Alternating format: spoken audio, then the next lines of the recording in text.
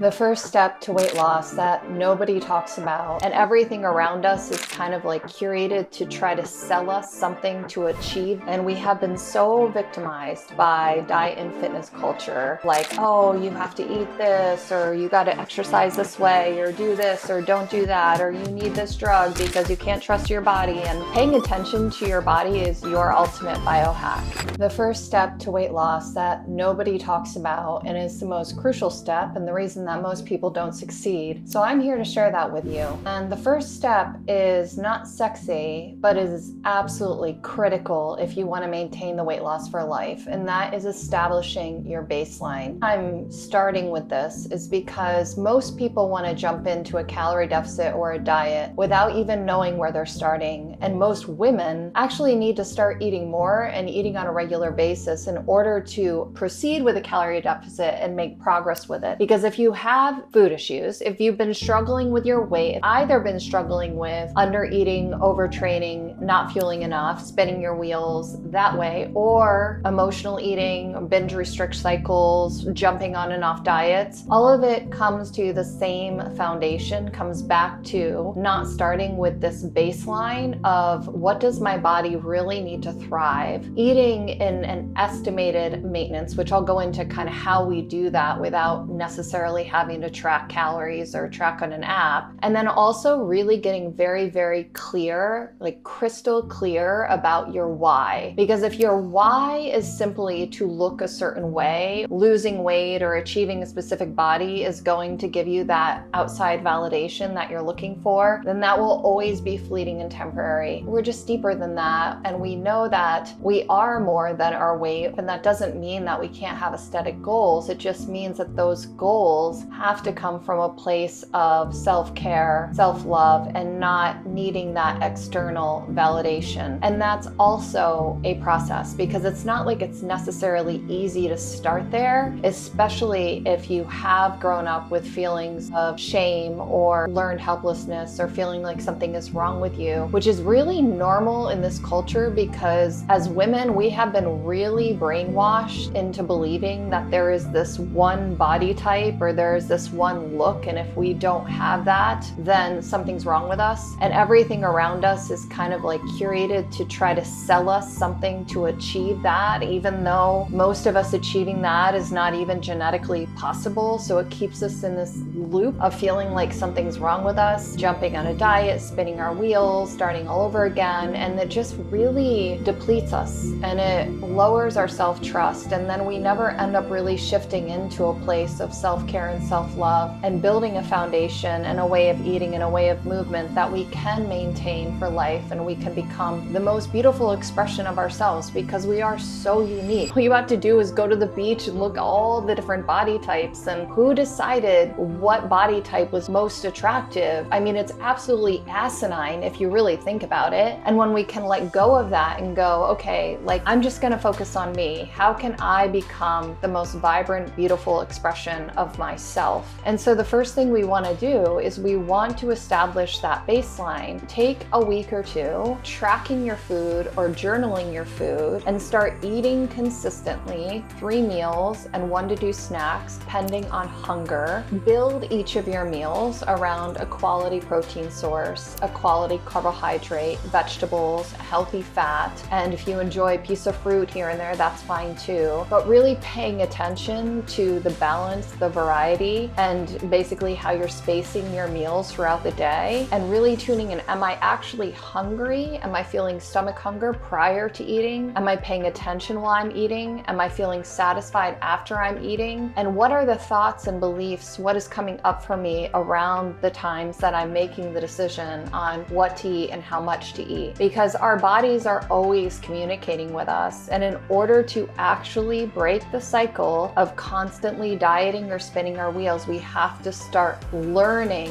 our body and reconnecting to our body. So it's really paying attention to the hunger, to the satiety, to the food thoughts, to the beliefs, and starting to look at, okay, how do I feel after I eat this specific breakfast? Did I have really good energy for the next 4 hours, or did I crash in 2 hours and need a snack? Because all of these things are paying attention to your body is your ultimate biohack. Data, tools can be really helpful simple, but when we can actually pause and pay attention, that is the most powerful advantage we have, because then we remain present and we make intentional decisions. So this is part of rebuilding that relationship with food, as well as replenishing the body if you have been under eating, or you have been in a binge restrict cycle, or you're coming off of some crazy and you're just trying to establish some kind of normalcy. By getting into this regular eating pattern, you can start to quiet your brain and start to learn from your body what's working for you. So we want that mindful maintenance, and then we start to take from that, like, what are the systems, what is the framework, establish these specific habits and routines with my relationship with food that are actually ones that I can see myself doing forever. Because if we're not going to continue it forever, then there's really no point. And if you really step back and look at the process of weight loss, the fact that we even have a timeline on this is absolutely ridiculous, because you have the rest of your life to continue to evolve, to continue to learn about your body and refine and adapt and see what works for you. And so there is no such thing as failure in this process. There's only feedback. And the more we pay attention to that and we look at things not as obstacles but opportunities for growth and refinement, we continue to build that foundation. Especially women come to me and they want to achieve a certain goal, and they might give me a picture or explain this goal, but what they don't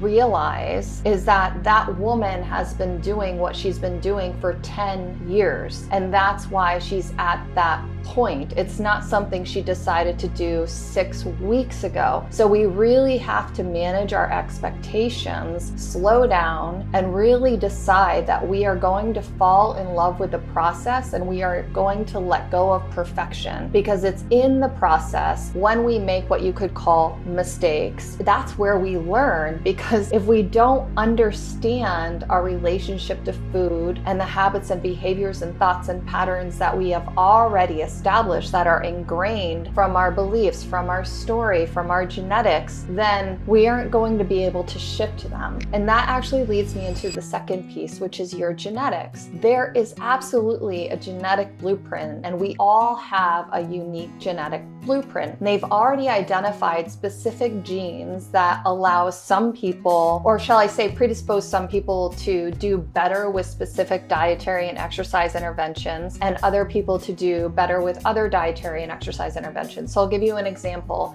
There was a study by Gardner where they showed that over the course of a year, people lost almost identical amounts of weight, whether they followed a healthy low carb or a healthy low fat diet. But then when they further stratified these results, what they found was people with the specific genotype actually lost almost twice as much weight when they ate a healthy low carb diet versus a healthy low fat diet. And that had to do with the way that the food interact with the genes, which impacted leptin, which is your satiety hormone, and ghrelin, which is your appetite hormone. And so I know, like, people get so confused because they see online all the time, well, should I be eating low fat? Should I be eating low carb? And all I can say is you need to really ignore all of that, and you can either get a genetic test done, like 3x4 Genetics is one that I love that I'll use with clients, or you can just experiment with yourself. Like one morning, have some oatmeal, an egg or two, and some fruit, which isn't a super high protein approach, a little bit lower fat, and see how you feel. And the next morning, maybe have an omelet and some fruit and some avocado and one slice of toast, and that would be a higher protein, healthy fat, lower carbohydrate approach. There's lots of ways that we can start to look at what you're doing and assess your biofeedback to intuitively find what works for your body. But this is where you can also take data to help you refine that. You don't have to do as much as experimentation. And then also genetics, they determine how we respond to different types of exercise. So the same people who respond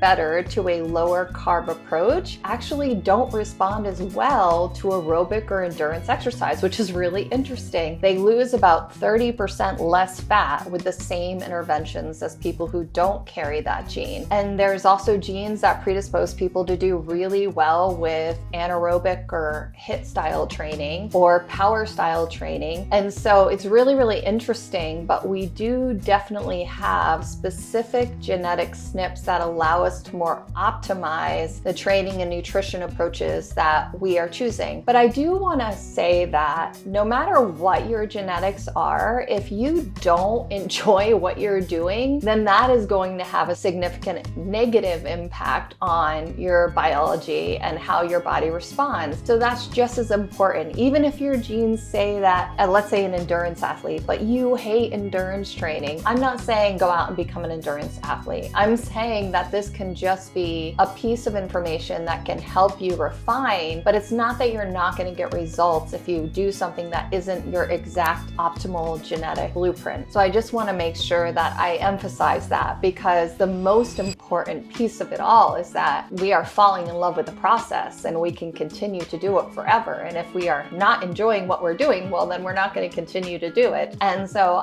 your beliefs have a direct impact on your biology and on those outcomes in multiple ways. Not only do they impact your body's physiological response, but they also impact whether or not you actually follow through with the behavior that you need to in order to get the results that you desire. So basically, if you believe that you're a victim of your body, you're ashamed of your body, that nothing you do ever works, well, then ultimately you are going to recreate that in subtle ways, and that will be your experience. But if you decide that's not my story anymore, I don't want to believe that, and I'm going to believe this, and it's empowering, and it's about creating a new relationship with yourself and really self-acceptance with the excitement of transformation and change, well, now you're shifting that entire energy to a different frequency. And so you're much more likely, actually, inevitably, you are going to eventually create the results that you desire. Because remember, we are also light and electric beings, and our thoughts, our beliefs have a direct impact on our physiology, our cellular metabolism, and our outcome. The most beautiful, we are not victims, and we have been so victimized by diet and fitness culture, like, oh, you have to eat this, or you got to exercise this way, or do this, or don't do that, or you need this drug because you can't trust your body. And I mean, the medicalization of weight loss has really disempowered people. Your body has a divine design, and it has an innate intelligence that will respond